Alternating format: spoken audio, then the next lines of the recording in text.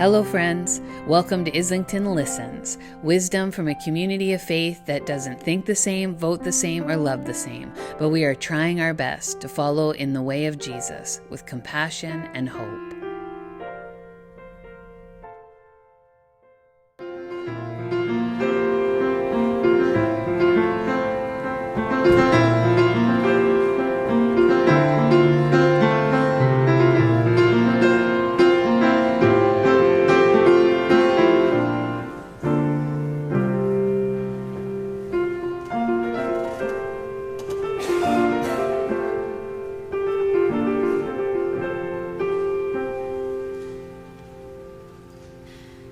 When Vanessa Carlton was 17, she wrote that song, 1,000 Miles.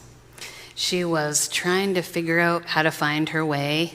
And if you watch her video, it's of a piano moving all around the world as she sings the song, because she's on the search. She knows that she needs something, she feels like she's missing something, and she wonders what it might be. And she's opening herself to walk 1,000 miles to meet the person, the calling, the divine, to meet love. And so that earworm, I hope it'll find you again on the radio later on this week. But it's been the prayer as I've been thinking about our third part of our series. We've gone, we've stayed, and now we're deciding to start. Deciding to start is to take your first steps toward a long vision. It's toward the realization of a dream. It might be the first day of school. It might be the beginning of something you feel like you know the end, but you know once you start, you can never be sure where the journey will take you. There's a saying that begins, and I will stay with miles a little bit this week, so less kilometers and more miles. There's a saying that every journey begins with a single step. But anyone who's ever taken that first step knows it's rarely that simple. Because before your foot ever lifts off the ground, something deeper happens. A decision, a flicker of courage, a whisper that it's time. The psalm we heard this morning begins with a question. I lift my eyes up to the hills. From where will my help come from? It's a traveler's psalm, a song for anyone about to begin a journey. The hills for ancient pilgrims were both beautiful and dangerous. They marked the path to Jerusalem, but they also hid bandits and wild animals. The question isn't really geographical, it's spiritual. Where will my help come from? And the answer, my help comes from the Lord who made heaven and earth. It's as if the ancient ones are needing to remind us when we forget. The psalmist is saying, I know what lies ahead may be hard, but I am not alone. The one who made the mountains, the one who made me, my great creator, is walking beside me, or ahead of me, or behind. Every journey has a starting point. Every calling, whether it's a habit, maybe it's committing to some different way of being in the world and how you eat or how you exercise, maybe it's giving up something. Perhaps it's going back to school or just choosing which thing to study, trusting that where your heart lies may be the path forward. It might be a deciding to start because you're leaving something that no longer fits. A relationship, a job, a house, or you're daring to love again, to be open to going out for coffee or dinner or holding hands, to being vulnerable. Every journey begins with that same look up the mountain. Even if we don't consciously think it, where will my help come from? And I've been using that phrase this week when I hear people complaining or worrying or holding things and praying over it. I wonder if they're asking, where will my help come from?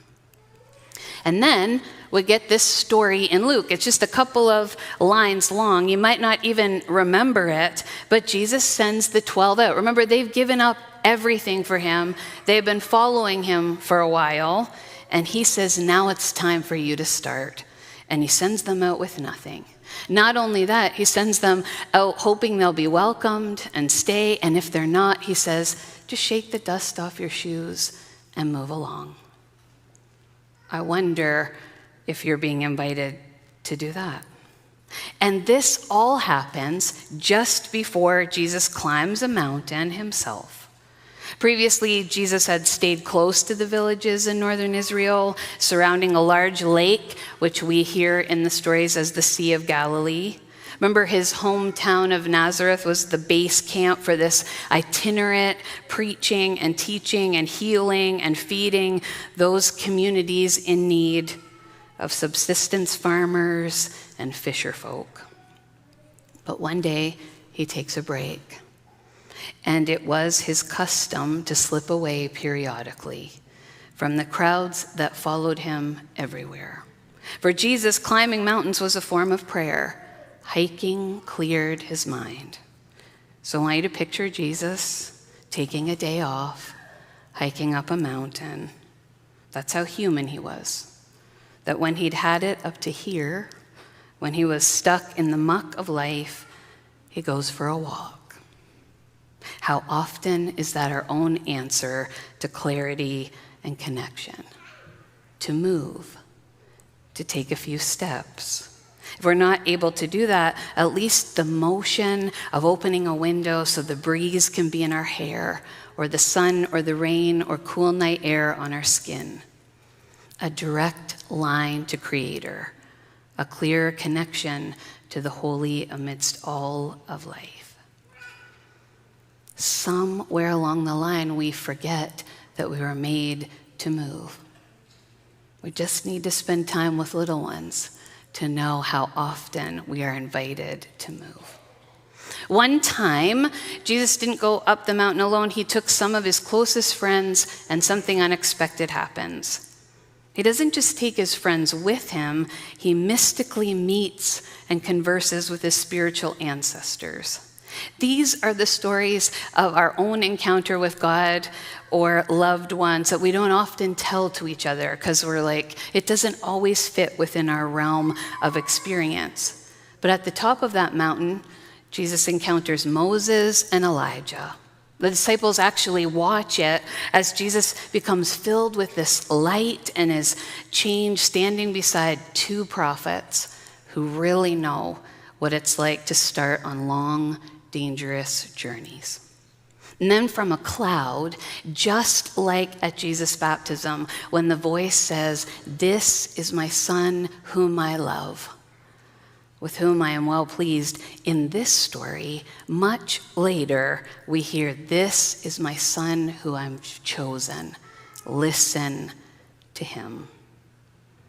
It's funny, as parents, how often we think it's us who have to do the work of passing on what we know, and yet to be reminded that they arrive to us with words that we need to listen to. It's a breathtaking moment in Scripture. We have a whole Sunday for it called Transfiguration Sunday. But in this story, it's Peter who says, "This is so good on the mountain. Let's stay here a little bit longer. Let's build a tent and a shelter and get all the wisdom we can." But the very next day, Jesus comes down the mountain, right back to the chaos of human life, of suffering and joy. And he even meets a desperate father with a sick child and a crowd pressing in on him. And somewhere between that mystical experience and the ordinary noise and confusion of life, Jesus decides to start something new. The Gospel of Luke says, when the days drew near for him to be taken up, he set his face toward Jerusalem. 78 miles to walk from Galilee to Jerusalem. If you're wearing your step tracker, that's 175,040 steps. 1 mile is about 2,000 steps. And of course, it would have been on foot. But Jesus knows what awaits him there.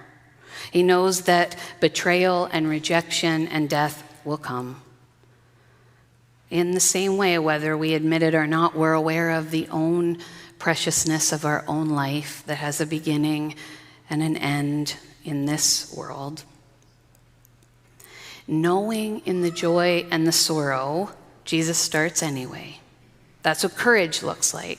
It's not the absence of fear, but the willingness to walk toward God, to walk toward it with God as your help. Now, the Bishop of Washington, who's been guiding us and giving us wisdom from her book, How We Learn to Be Brave, who was bold enough to ask the President of the United States and his family and colleagues to have mercy. She writes, "Each decision to start is a courageous journey, and yet they're each unique. But when we put them all together, we can find the threads of a universal experience. The first steps are typically small, and the journey is long enough that the odds of completing it are low. Not every resolve results in a dramatic change.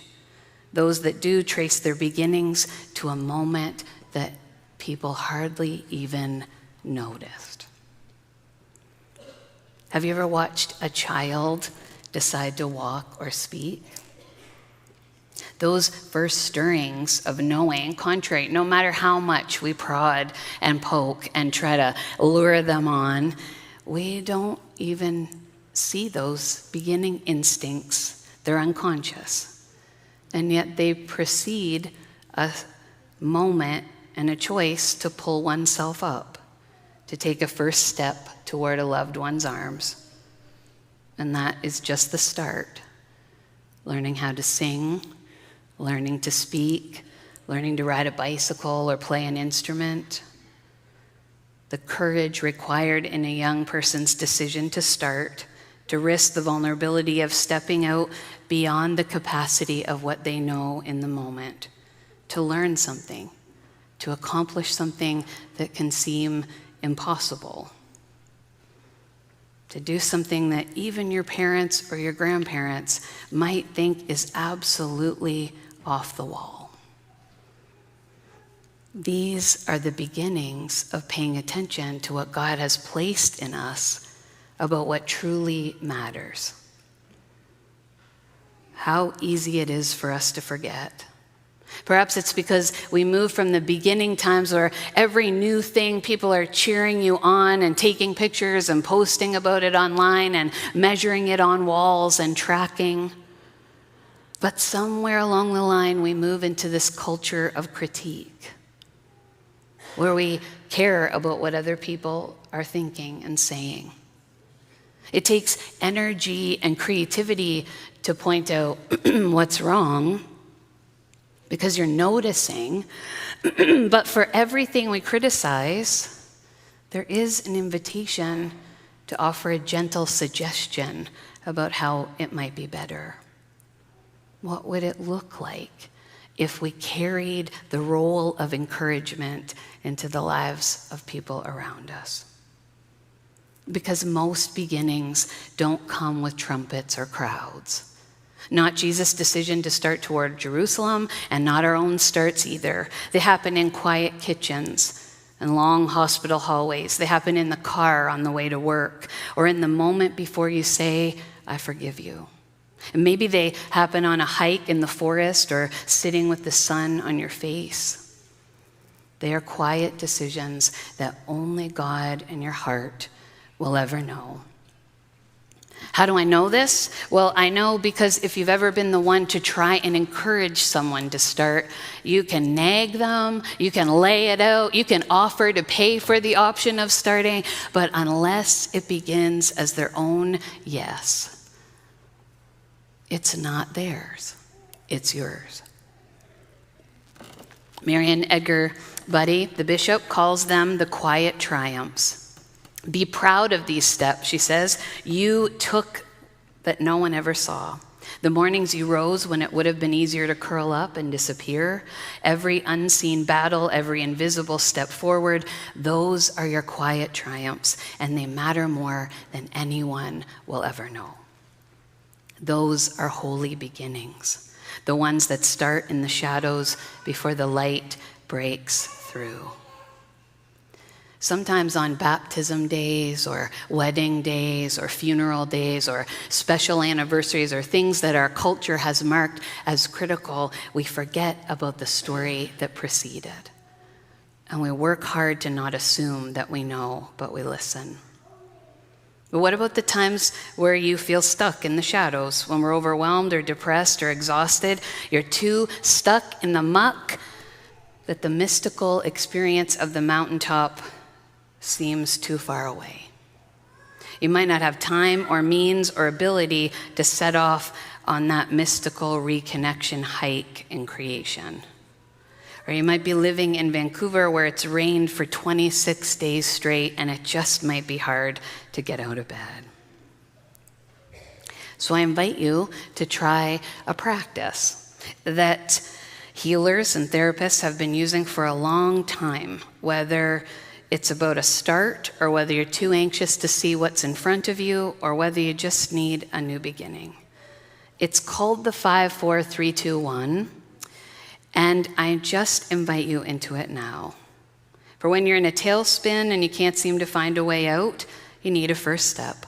When you're too tired to make a decision, or you've made 35,000 decisions in one day, try this.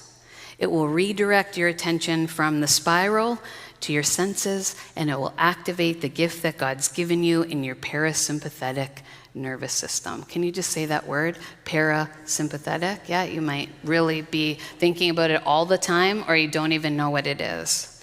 It's the part of you that helps calm you down. It sends the signal to your brain that says, you're here. You're not back there. You're not ahead. You're right here, and you're safe.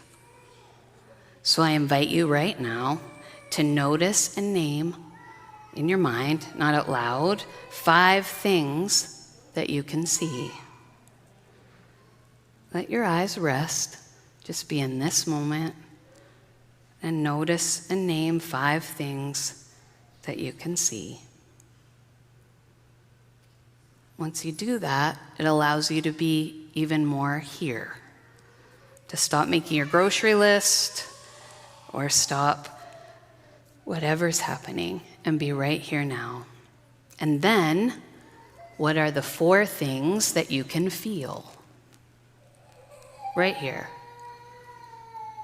Besides empathy for a mama when a baby cries, we can hold that and trust that they'll get what they need, don't you worry. Can you feel your butt hard on the pew unless you have a cushion? Can you feel your hand on your heart? Can you feel the wrinkle in the sock of your or the way your shoe is covering your foot? Can you feel the fabric of your clothes? Close your eyes if you want to for a minute and go deeper. And I wonder, what are 3 things that you can hear? Traffic on the road, the hum of the organ, the hum of the lights or the sound,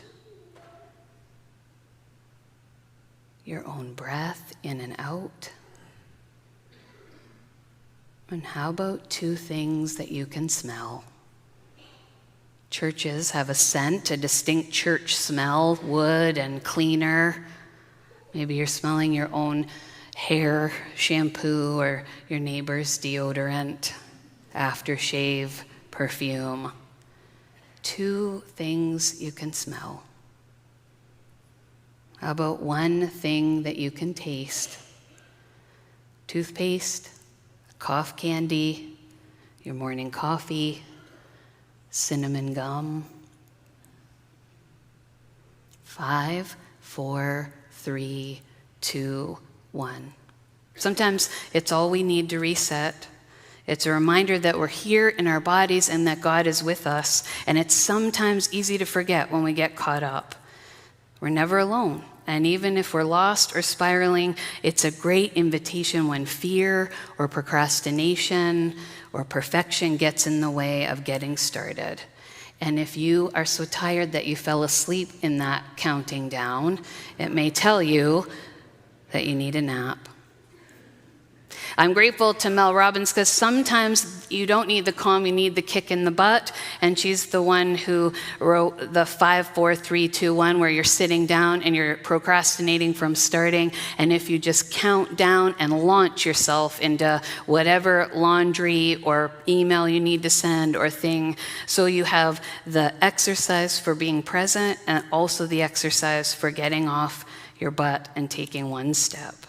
One email, one phone call, one prayer, one piece of the work. For the research shows that if you do one thing, 80% of people keep going.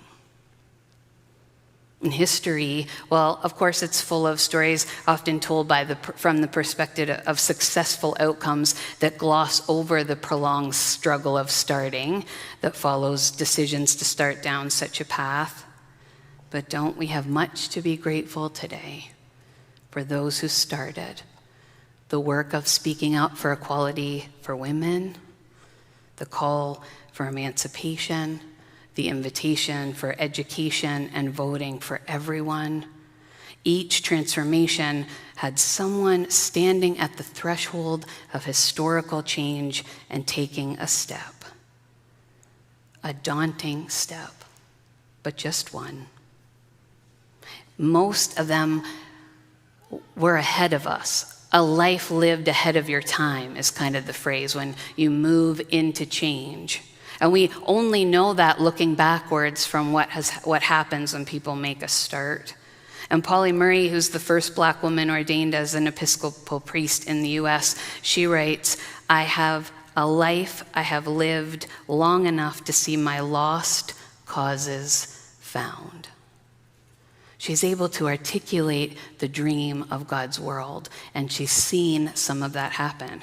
And then, if we live long enough, darn it, we also live to see the world change again, and some of the things we fought for be at risk and be on the line. But that does not stop the vision. A vision of what could be often inspires us to start our journey. Well, my friends, if it's not for you to start, it might be for someone else. Because along the way, our goals and our relationships change, even if we have a vision for the world God has. And sometimes some of our dreams or goals don't get realized. But in deciding to start, we actually put ourselves on a path of transformation. Little ones are born ready to be changed and measured and have all of these measurements along the way, and at a certain point we stop measuring. We stop noticing that we're made to keep growing and changing. And some of us might have visions for God's world that are audacious. And not only does it take courage, but you need to be excited about it. And in the inevitable moments of disappointment and failure, we learn together to be brave. For Charlie and Jameer, there are people in the space who have tried and failed and tried again, who have taken a step after things that they hoped and worked for stopped. We're all here because we have witnessed the choice to start in our own lives and in the lives of others. And it sure does require courage. And the path might not be clear, it might even be foggy, but we know to move towards the horizon, we have to take a step. And let's be clear. When each of us takes a step or decides to start, it has the effect of weaving our past experiences into a bigger tapestry of meaning. Nothing is lost or wasted. We recognize that our efforts are connected in our deciding to those who've gone before. Some of us have those ones who've gone before still living with us. Others of us have them on our shoulder, their voices of how we should be living or yearning for, but in the midst of that is some wisdom. And whether it's relatives or church family or others who help you to find your spark of heart, their perspective, their learning that's been passed on to us, well, it affects our decisions to start. In fact, for those who've gone ahead of us, starting might be a continuation of the work that others began. Or it might be a realization in our lifetime of dreams that they could not even imagine. In starting, we are also creating possibilities for those who come after us. When we stand as a church and we commit to our young ones, we're aware that our choices are not just for today. We may be the ones to inspire others to turn towards their Jerusalem, whatever the path God has set before them. There was a time where people pilgrimaged to Jerusalem as part of their faith journey, and then when they couldn't get there, they started to build places where people could gather and pray and walk the path. You're in one this morning. For humans imagined that cathedrals, the places of worship, would stand for over 1,000 years. In fact, there are parts of the world where some of you have visited where the person planning the cathedral knew they might never see the finished product. Yet they saw it in their mind's eye and they held that vision alive to inspire whole communities and families engaged in the cathedral build for hundreds of years across generations. Our focus sometimes is on too short of a legacy, but we are part of a story that's calling us to think longer. You're not alone in it, and I invite you to hear these words from Oscar Romero. Well, they're attributed to him, but another cardinal in 1979, well, he wrote those and they still fit for us now. So take the long view of your life in this moment before you decide to start. For it helps now and then to step back and take a long view. For the kingdom is not only beyond our efforts, it's even beyond our vision. And we accomplish in our lifetime only a tiny fraction of the magnificent enterprise that is God's work. Nothing we do is complete, which is a way of saying that the kingdom always lies beyond us. No statement says all that could be said. No prayer fully expresses our faith. No confession brings perfection. No pastoral visit brings wholeness. No program accomplishes the church's mission. No set of goals and objectives includes everything. This is what we are about. We plant the seeds that will one day grow. We water seeds already planted, knowing they hold the future promise. We lay foundations that will need further development, and we provide yeast that produces far beyond our capabilities.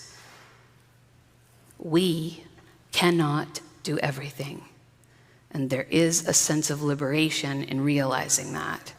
This enables us to do something and to do it very well. It may be incomplete, but it is a beginning, a step along the way, an opportunity for the Lord's grace to enter and do the rest. We may never see the end results, but that is the difference between the master builder and the worker. We are workers, not the masters. Ministers, not the Messiah. We are prophets of a future not our own. That's what makes us different. Thinking in the long game. But we are wired to win, aren't we, Blue Jay fans? How about we talk about this for a minute? How about we offer some prayers for Brian Little? For what it means to have your mistake or your not best day be publicly broadcast around the world. And then to hear your fellow friends say, I've made mistakes too. Or to hear your coach and your manager say, I trust my team. I believe in the whole team. There is an invitation to us to be tempted that the call as Christians is to win, but the invitation is to be part of building the thing that's bigger and beyond one game at a time. I know, wrap it up, here we go. For Jesus, the moment of decision came on that mountain. For us, the moment, well, it might come in 1,000 smaller ways. It might come in the cry of a child, in a whispered prayer, in a phone call we've been avoiding, in a step toward reconciliation, or a new ministry we're afraid to lead. It may come in a habit we need to break or a risk we need to take. You know the thing because you have been avoiding it. But whatever it is, faith is always a decision to start, to move from comfort toward calling, from fear toward trust, from the mountain of glory down into the valley of need. It's what holding a new baby reminds us of, that we start and we trust God along the way as they grow. And Psalm 121 says, "The Lord will guide your going out and your coming in from this time on and forevermore." God was and is and will be faithful. So take that one step, start the thing God's been whispering to you about, and don't wait until you feel ready, and don't wait until you can see the end. Just begin. Because in deciding to start, even quietly and even trembling, we each join a long line of pilgrims and prophets, of parents and elders, of disciples and dreamers who looked up to the hills and heard the invitation to walk with God, all the way down the mountain, all the way to Jerusalem, all the way home. Thanks for listening, friends. For other ways to connect, go to islingtonunited.org. May God's wisdom and love keep finding you.